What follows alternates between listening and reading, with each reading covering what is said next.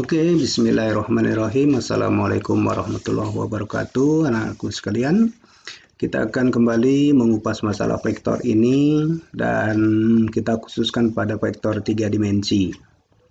Apa itu vektor 3 dimensi? Kalian bisa lihat nanti. Kita akan mengetahui definisinya, operasionalnya, dan juga panjang vektor. Seperti halnya vektor 2 dimensi. Kita lihat di depan kita saya berikan dua bentuk gambar.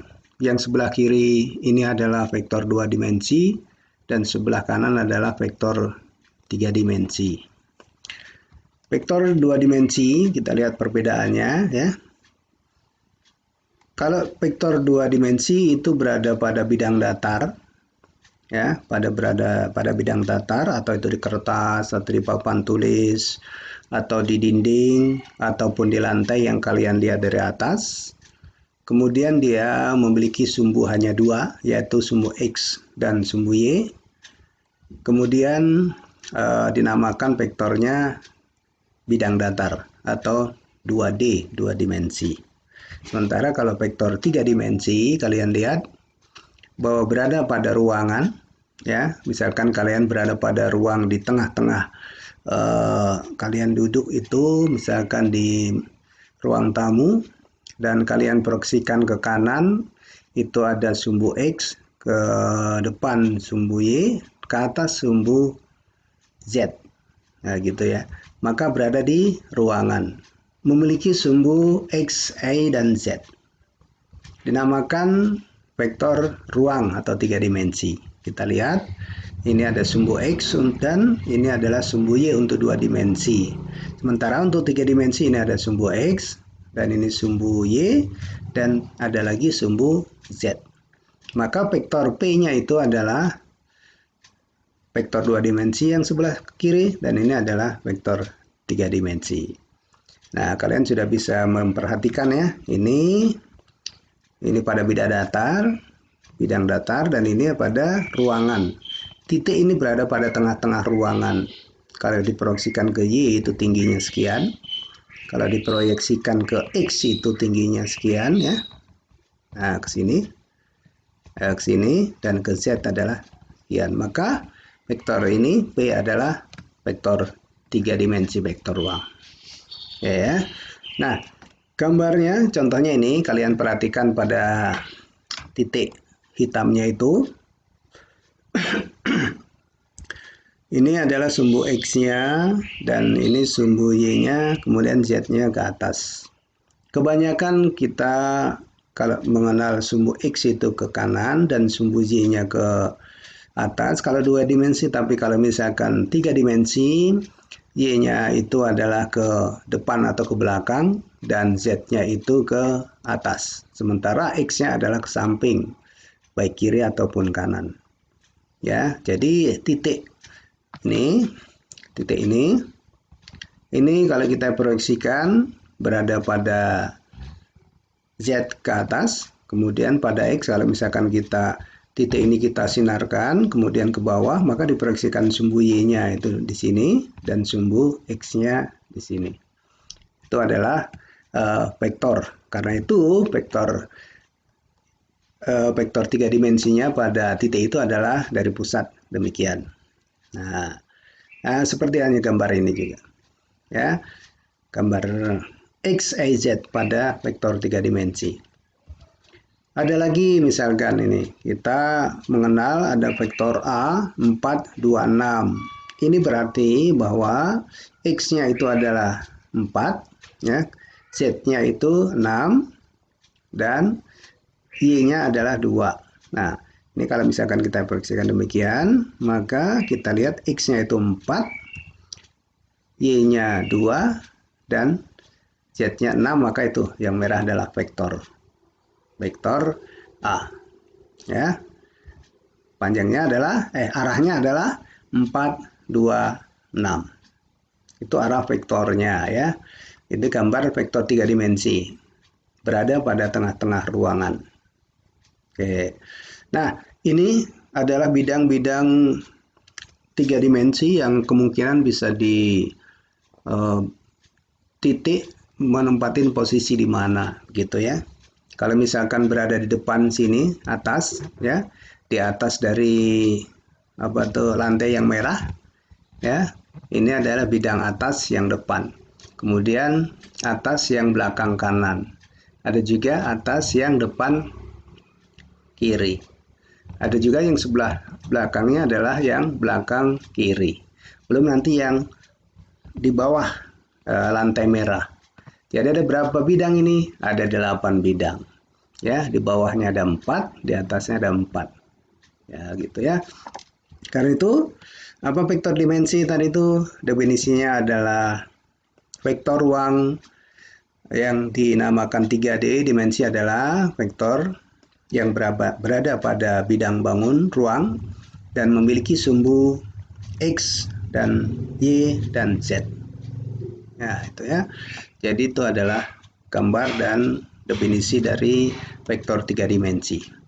Oke, kita melanjutkan ke operasional vektor 3 dimensi.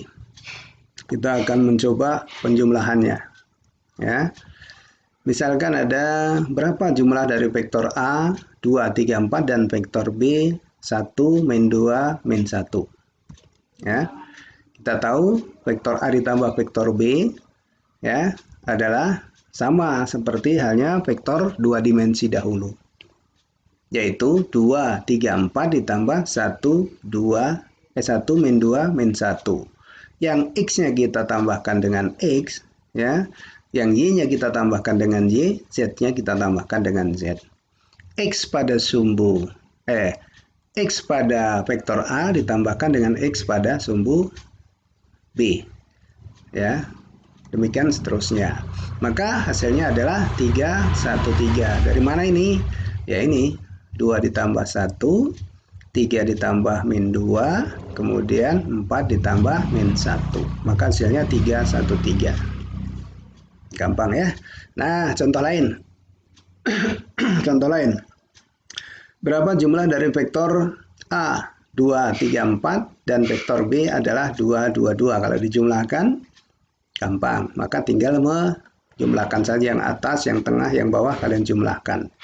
Maka hasilnya adalah 4, 5, dan 6. Gitu ya, sama seperti yang vektor 2 dimensi. Hanya kalau ini adalah di ruangan, kalau 2 dimensi adalah bidang datar. Contoh lain. Berapa jumlah dari vektor A? Min 5, min 5, min 5. Wah, kita bayangkan ini Z X-nya min 5, Y-nya min 5, Z-nya min 5. Berarti di sebelah sana ya, sebelah sana karena semuanya minus. Ya, baik yang ke bawah ataupun yang ke arah sana minus ya, atau ke sini minus. Itu ya, sehingga ini berada pada 5, 5, 5 ya posisinya. Ya. Karena itu ditambah B min 2 min 1 min 1, maka bisa kita langsung jumlahkan saja menjadi min 7 min 6 min 6 ya. Jadi vektor A ditambah vektor B min 7 min 6 min 6. Oke, itu penjumlahan. Gampang, insyaallah ya, gampang. Kemudian masalah 3 dimensi lagi tapi berhubungan dengan operasional pengurangan vektor. Sama juga dengan vektor 2 dimensi ya. Karena itu kemarin kalian harus memahami benar itu masalah pengurangan dan penjumlahan 2 dimensi karena ini adalah hanya tambahan sumbu Z saja.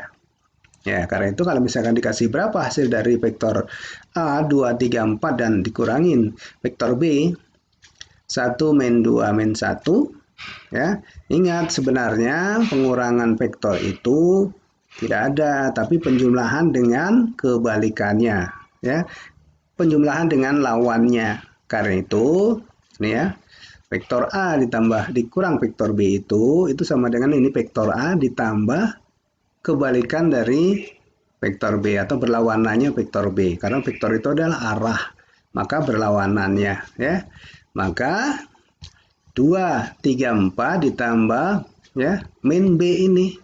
Min B-nya adalah 1, min 2, min 1. Maka bisa dilanjutkan bahwa 2, 3, 4 ditambah, ya ini jadi kebalikannya, ini jadi min 1, ya. Kemudian ini jadi, di sini min, di sini jadi positif, dan di sini positif karena di sini negatif. Maka setelah itu kalian tinggal menjumlahkan saja.